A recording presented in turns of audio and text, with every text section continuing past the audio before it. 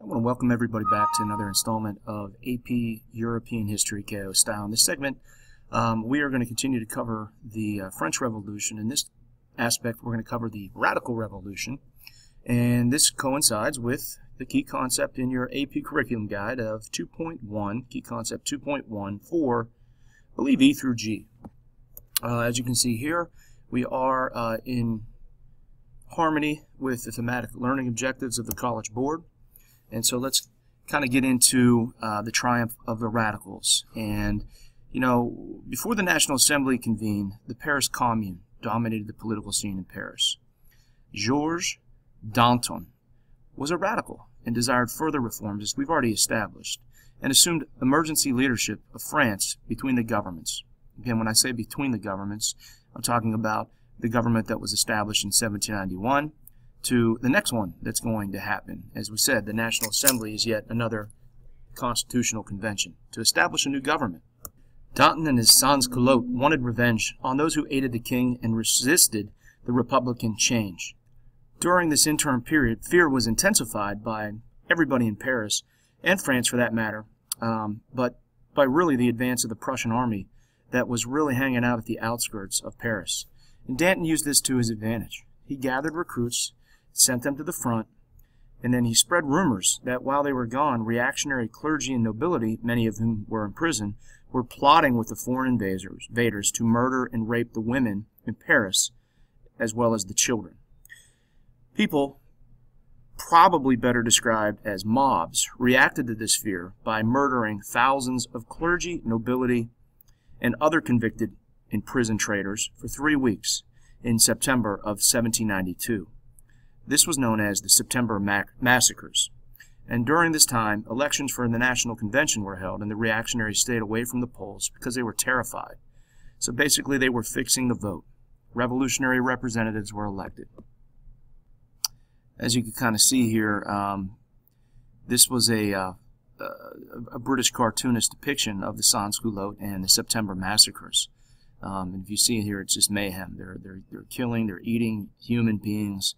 You know, they're sitting without pants, thus without pants. So just kind of, you know, what the foreigners, and this is England, what they're looking at, what's going on in France. You know, a lot of Americans would have this similar view. You know, in the earlier days of the Revolution, we've discussed this, but I'm just reviewing it with you, that it was apparent that the enlightened philosophy of Montesquieu was at work with the constitutional monarchy and limited participation in government. However, in this next phase, which France will experiment with a republic, you can definitely see Rousseau's theories like the social contract and the general will being implemented. And to say the least, as we've said, it's going to get a little crazy. In September of 1792, the National Convention, please don't confuse this with the National Assembly, which had basically done the same thing in 1789 and 1791, began its sessions. It was supposed to be a constitutional convention where it was to draft new constitution, but it served a dual purpose. It also served as the ruling government in France, since Louis XVI was held captive and prisoner. And this is dangerous because without a constitution, there were really no official restraints to what was about to go down. So the convention declared France a republic, deposed the king, and then soon became divided on what the fate of the king was to be. The Jacobin faction split between the Girondins, or Girondins, and the Mountain. The Girondins, or Girondin, if you want to Pittsburghese it, favored a more conservative approach that was much like the constitutional monarchy. So they were really the less radical. However, the Mountain were moved, wanted to move the revolution in more radical ways while the iron is hot. So the Mountain were led by Robespierre, Danton, and Jean-Paul Marat. And again, many of them were middle class, but they also served the interests of the radical Parisians and the sans-culottes. And, you know, again, you can see what the debate is here. But, you know, besides declaring France a republic and deposing the king, they are going to behead him and later Marie Antoinette, basically halting the Prussian and Austrian armies by 1792, September of 1792. So they're actually, you know, the military kind of uses nationalism, you know, to its favor and actually starts to push back the Prussians and Austrians and even goes on the offensive and takes over Austria and Netherlands. So here's another chart here, whether you want to take down some notes here to differentiate between the two. But as you can see, the Mountain and the Girondins are going to clash. And this is just you can pause this and kind of study it, and you can better understand hopefully their composition. As you can see on this chart, this is kind of what we call a political spectrum. And when you look at it today, to the left, farthest left, you have socialist and communist. Farthest right, which is debatable, but you have fascist. And you have right-wing, conservative, center, liberal, leftist, and socialist. So if we were to compare what the political spectrum looked like back in the 1790s, in the middle you have what we call the plain. They're the swing votes. You have the Girondins, which are still part of the Jacobin group, but again, we said the Jacobins will split, where you have the Mountain versus the Girondins. And then if you look into the right side, the right wing would be right of conservative. The right wing wanted to preserve the status quo, what was established, or what was going all the way back to the monarchy, so the royalists. So again, just kind of comparing it to what the political spectrum is today. It's pretty complex. So here's a cartoon as Louis XVI as a pig. And for the Mountain, the king was a traitor. The Girondins felt that the revolution had gone far enough and didn't really want to execute the king, just maybe exile him or something of that nature. However, the Mountain wants a republic, and they pretty much feel that there's no way you can have a republic as long as the king is alive. So, the trial of the king was kind of hastened by the discovery of a secret cupboard in the Tuileries Palace, and there was a cache of documents. And they proved conclusively Louis's knowledge and encouragement of foreign intervention. And those documents were all the evidence that the Mountain needed to do away with the monarchy.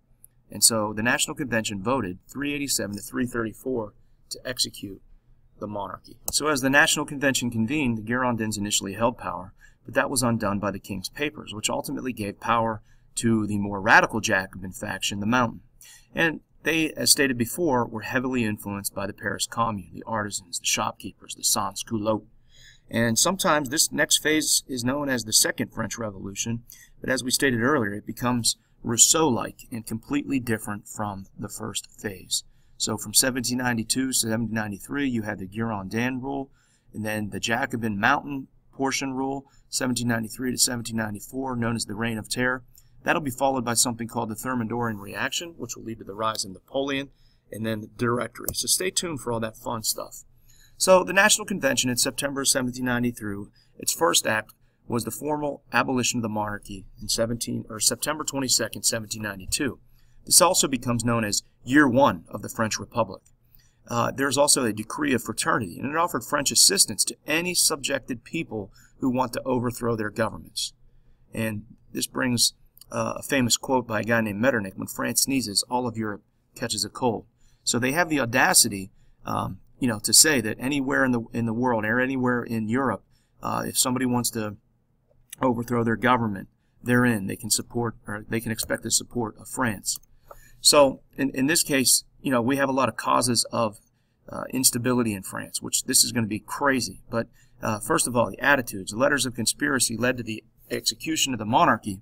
So you had a lot of, domestic turmoil. People fear the backlash of the conservative regimes. So people always are afraid of a backlash of, the emigres coming back, or the nobility coming back and taking what they believe is rightfully theirs. So people are on edge about that. Religion, as we said, was still divided in many factions because of the civil constitution of the clergy. You have the refractory priest versus the priests that went along with the revolution. And so you really have a religious divide there that prevents any unity. The economic situation, the economic crisis, was continuing to worsen as assignats were useless and people were still suffering. In fact, the authority of this convention was questioned when the Vendée, this is Vendee, where peasants revolted against the new military draft, which called for 300,000 soldiers, as well as high taxes going to the new government. A lot of people also hated, as we said, the civil constitution of the clergy, which they had not really benefited from, the confiscated church lands. The assignats are pretty much useless. And the counter-revolutionaries really wanted to return to normalcy with the old way of life restored. So you really have a lot of turmoil here. In the Vendée, with this revolt they targeted local government officials, National Guardsmen, and jurying priests. So, this was, again, you can kind of see where the Vendée Rebellion is happening. And then there are other areas of insurrection in France where people are really, really upset. Riots are popping up in Lyon and Marseille, each trying to break away from the central authority in Paris. They don't like the fact that Paris is pulling all the strings. In Marseille, they argued it's time for the anarchy of a few men of blood to stop. They didn't want to secede, but they did want a more decentralized government, kind of like the United States under the Articles of Confederation. So there's a lot going on here, and a lot of people are not happy. So as things start to escalate at a rapid pace, foreign intervention is imminent. So not only was there a deep internal divide, but a foreign crisis or storm is fast approaching. Almost all of Europe formed a coalition. It consisted of Britain, Austria, Prussia, Spain, Portugal, and the Dutch Republic. Coincidentally, a lot of these countries, if not all, are basically surrounding France, and they don't like what's going on there. They don't like this instability. So initially, the French forces were overextended because they were also dealing with the internal threats at Marseille, Lyon, and the Vendée. So to meet this threat, the National Convention adopted a program of curbing the internal threat. They expelled and arrested 29 prominent Girondin leaders, giving them an almost uncontested control over the convention that led to what we know as the Reign of Terror. It's a similar synthesis moment here to Pride's Purge and the interregnum of Oliver Cromwell, if you remember that whole saga with the Rump Parliament. We're also going to see something like this happen in the future with Nazi Germany. So you can see yet another cartoon. This one's called The Purifying Pot of the Jacobin. And again, obviously talking about the mountain here, but they're basically drowning people and killing people, just enforcing their will.